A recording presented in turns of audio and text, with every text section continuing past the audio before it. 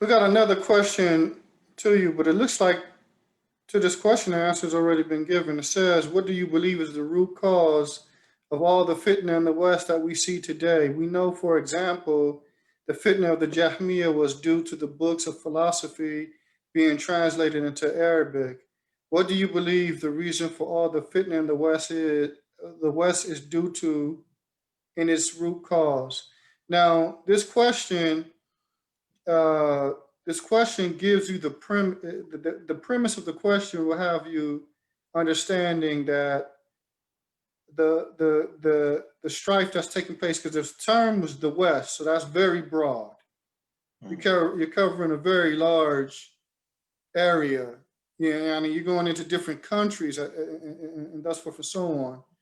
And so uh, I think that question is worded wrong because there is no one root cause when you're dealing with a situation or a very large area that's dealing with varying different problems. I mean, Umar, like when we're dealing with uh, the problems concerning these brothers out of Germantown, I think we kind of already answered that. It's really people have agendas. That's just the bottom line.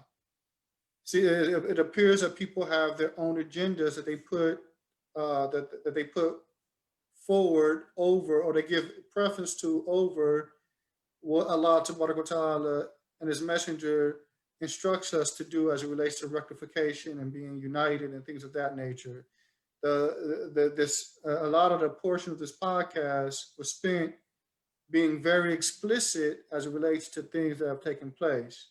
Mm-hmm. But would that be the same as the calamity of Umar Suleiman, who No, not. is calamity in the West, or I mean, don't get me wrong.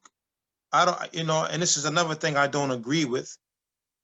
With the mistakes that we hold that these brothers have fallen into, and the disregard for the advice of the Kibar, we don't declare them to be outside of Salafiyah.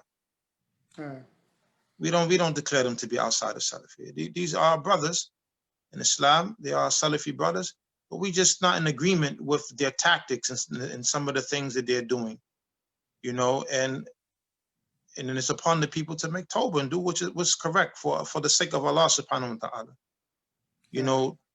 And that's just it, in its finality. But we don't declare them to be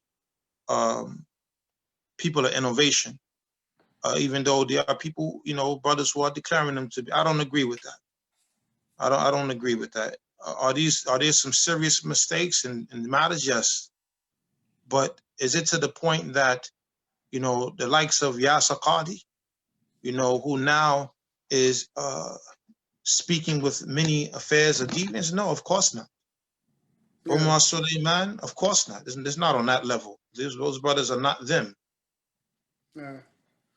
And even the example you gave, like Yasir Qadi isn't even Umar Suleiman. The doubts that he has with him slightly differ as it relates to Umar Suleiman, although I think the usle of it is all the same when you're dealing with this adopting of liberal thoughts and ideas and understandings and thus forth and so on.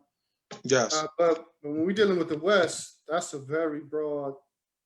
That's very broad. Very You know broad. what I believe, and I don't know your feelings on this.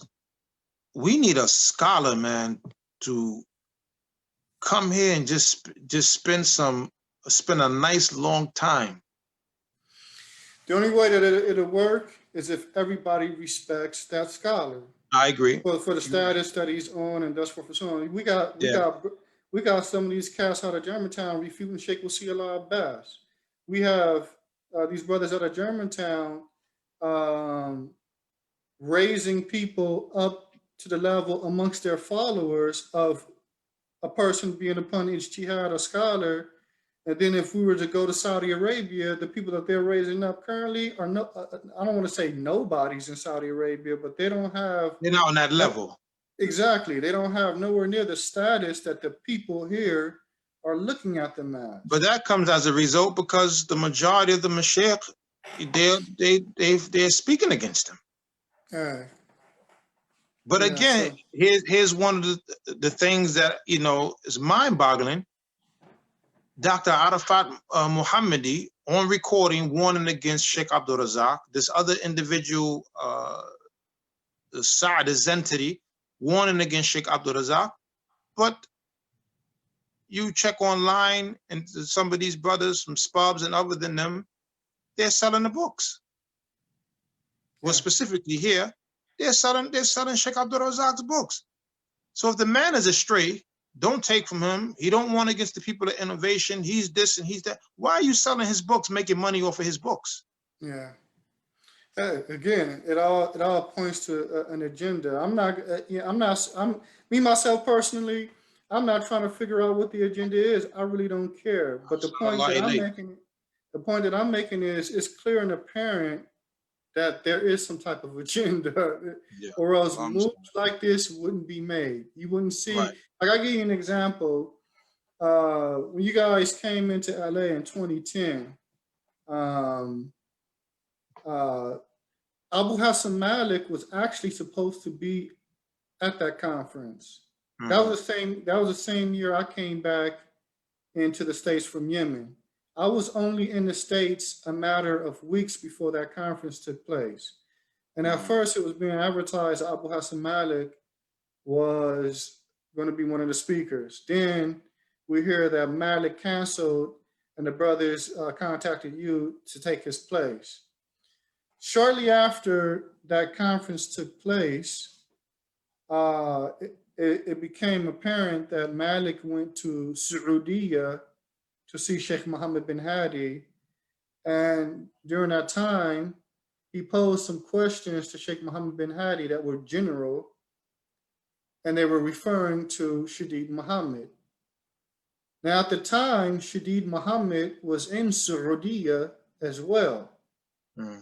And so after the so-called tape or audio dropped, and I remember it was all over the internet at that time, and the title was specifically like Sheikh Mohammed bin Hadi spoke against Shadid, I don't recall the exact title. It's been years now, but that's how it was worded, even though it was a general question asked. And one of the things that the brothers in LA that we were kind of taken aback about is, why is it that this brother was in Saudi at the same time Shadi was in Saudi, and he's going to a scholar by himself about this individual, and he just didn't pick up the phone and have this brother come down with him to discuss those issues together, so that they can, Shadi could be there to defend himself or state why he did this and that, and the Sheikh could understand, the moves that he made, and and whatever mistakes were made, give him some toe jihad directly, and Mm-hmm. everybody walk out of there and there's rectification. That's the right way to do things, son. And so that's the point that I'm making. This is why I say even the most ignorant from amongst us understands that there's been moves that are being made that when you analyze them, you have to draw the conclusion, look, there's something else that people are desiring. It can't be the religion. I give you an example. The brothers went to Sheikh Rabia house, and Sheikh Rabia had advised the brothers, not us, the bros, and about how to correct a Salafi when he makes a mistake and how to deal with him. And I believe our brother Amin Manning, he translated it. Normally, when those type of when Sheikh Rabia do something, they translate it first, especially when it's their gathering. Mm-hmm. But I don't remember any one of them translate. I could be wrong, but I remember Amin Manning translating it. After they get that advice from Sheikh Rabia, they travel to Medina and then present the issue with Abu Muhammad Jamaki to Sheikh Ubaid and get like a statement from Sheikh Ubaid against Abu Muhammad Jamaki. You just got the advice from Sheikh Rabia about how to deal with a Salafi when he make a mistake, and then you go to Medina and then you present something, and you know that's really not the case. Like, subhanallah, hamdi, man. Like, Yeah. it's saddening. It's Yeah. saddening, and it's very hard to bring about any true type of rectification when these type of moves are being done. You know, subhanAllah, if I'm mistaken, bring my mistake to me. Khalas, if it's munaqasha, whatever the case is with adab and ilm, tayyib, we're not seeing eye to eye, let's call the sheikh and get a sheikh to judge that we both agree upon, and let's handle it that way. Simple fix, really. But when you want somebody to be knocked off because you have a problem with them in the stance that they didn't agree with you on or the likes, then that's not, people don't want to do that. People don't want to go to no scholar and sit and rectify the affair and then get the tawjihat from the sheikh. You know, subhanAllah, wallahi, but I believe, you know, I don't give up hope. You know, I have hope in that Allah subhanahu wa ta'ala will bring about rectification with all of Ahlul Sunnah. And I'm not just talking about us and the brothers, all of Ahlul Sunnah. Yeah, because we got the brothers just have to be realistic. There's several factions. You got Tahir White and his crew over there. You got Germantown and their crew over there. We got the Somali brothers that claim to be Salafi that don't deal with the Americans at all. You got up here, you got a subhanAllah bihamdi. You have a few Salafi mashas here in New York City from African brothers, and you know, and here's a funny thing. You know, one of the things Musa Richardson had mentioned about the advice that Sheikh Rabia gave to him about not paying any attention to anyone, I guess I'm paraphrasing, who speaks about Abu Muhammad Maghribi and the likes. Sheikh Rabia Hafidhullah, he's a human being. And he does not know the unseen. There are things that take place here in America that the Sheikh is unaware of. These are facts, Akhi. And it's crazy because when Sheikh Dawood Adib had made a similar statement that Sheikh Rabia doesn't know everything that's going on here, you know, one of the students of knowledge, who he's a sheikh now, try to use that as a point to nail Dawood Adib, saying he's speaking bad about Sheikh Rabia. Because he said Sheikh Rabia doesn't know everything that's going on. But it's the truth. Yeah. Fast forward, we are sitting in front of Sheikh Rabia. Abu Muhammad Jamaica, Abu Abdus Salam, and myself. Sheikh Rabia says to us, we up in his room. He said, all of the Salafi masjids in America and centers are united except for your 4 masjids. We look at each other. Akhi, clearly somebody lied to the Sheikh. What the Sheikh was referring to was the list they had put out about the masjids who are cooperating with one another. What they did was they copycatted off of the brothers in Britain. Spubs and them put out a list of all of the masjids in the UK who cooperate with one another. Next thing you know, there's a list coming out in America. And I forget how many masjids and centers was on the list, but Masjid al-Hadith was not on there. Masjid Anas bin Malik was not on there. Masjid al-Bukhari was not on it, and Masjid Nur Allah. These are the 4 Sheikh Rabia is talking about, the 4 masjid. Mind you, we never got a call saying, hey, we're putting together a list of masjids who cooperate. Do y'all want us to put your masjid on it? We never got a call. And we know why we didn't get no call. You know, it's clear. But here's the point. All of those masjids in Marrakech that were on that list, plus our 4, is not all of the Salafi masjids and centers here in America. Yeah, of course. Of course. We have Masjid Ikhwa here in New York City. You got Masjid Fawzan. There's Masjid Tawbah. You got Masjid Al-Quran wa Sunnah. There's another Masjid Tawheed in Brooklyn. You have Masajid here.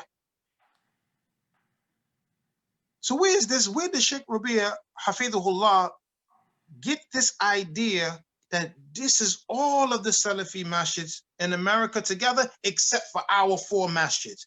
Who fed him that lie? You have the Abu Bakr Center out there in Hamtramck. That wasn't on the list. Who fed the sheikh that lie? That was purposely done, Akhi, so that the sheikh can come down upon us to make it seem like we against, having unity with Ahl Sunnah. Yeah, like you guys are the troublemakers. Exactly. Yeah. Exactly. Allah understand. It's sad, Akh.